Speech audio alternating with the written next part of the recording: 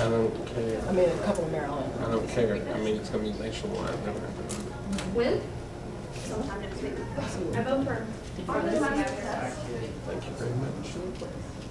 Is it usually a competitive? This year, they're going to try to get ones against, sometimes it's just you just slide in because you're not opposed. I see. You're unopposed. But So this they year, wanted a competitive they ballot. want a competitive ballot. And I've been told to the grapevine that I'm under. Are there any extras? Because I didn't get Dark Journey or Yes. the Jacob Reese.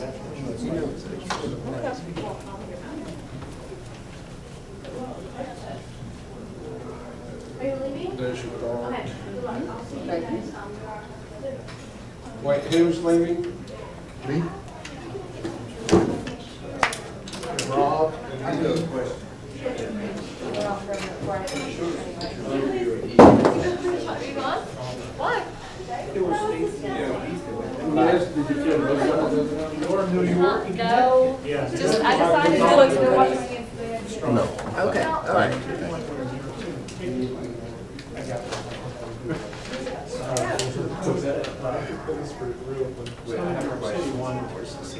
That's right, yeah.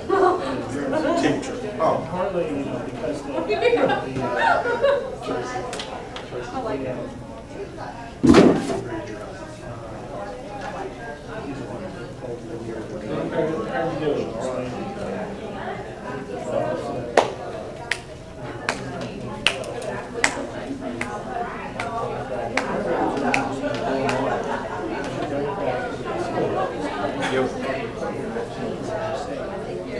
Yeah, definitely. I was called out.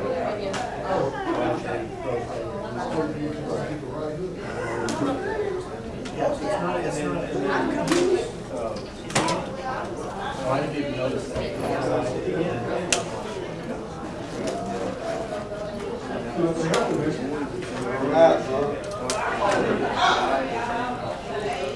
Did you fill out your survey? You done did that. Get out of here with that grammar. That's right. What? What are you talking about? And I've always used a picture very similar to that. I never That's Rusty.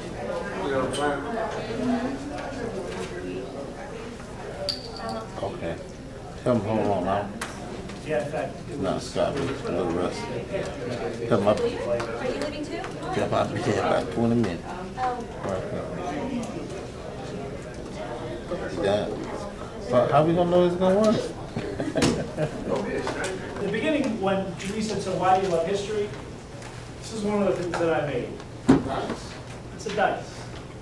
And history is always part of what's, to me, fascinating.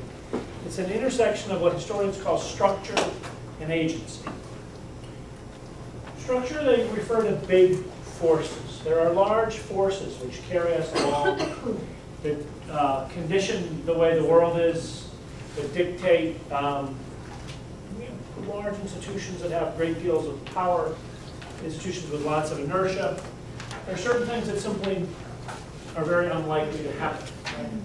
It is very unlikely, I don't know.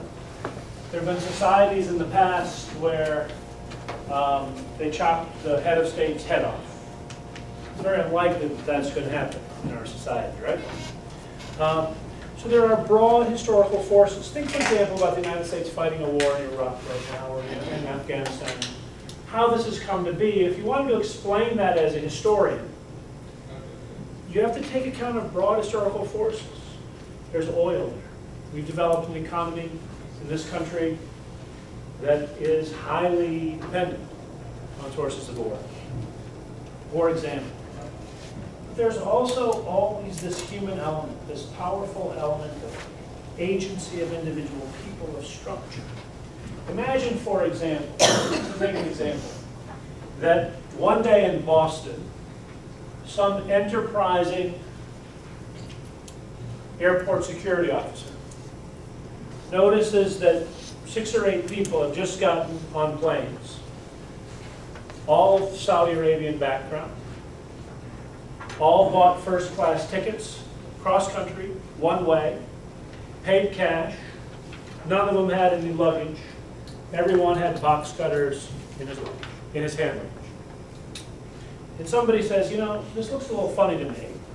Let's not let these guys on the plane. Just imagine that for a moment. Now, had a person done that, the first person raising his hand protesting about racial profiling would have been me. But think, you know, sometimes in history the plane hits the building and sometimes it doesn't. And one of the things that's really powerful about history to me is you have these broad historical forces. The fact that there are people willing to fly planes into buildings, and the fact that they target those particular buildings, that is an outgrowth of deep historical forces involving millions of people over decades, even centuries. And it can also be changed through the action of an individual, or in this case, not changed through the failure of an individual. This is the part of history that I really intrigues me.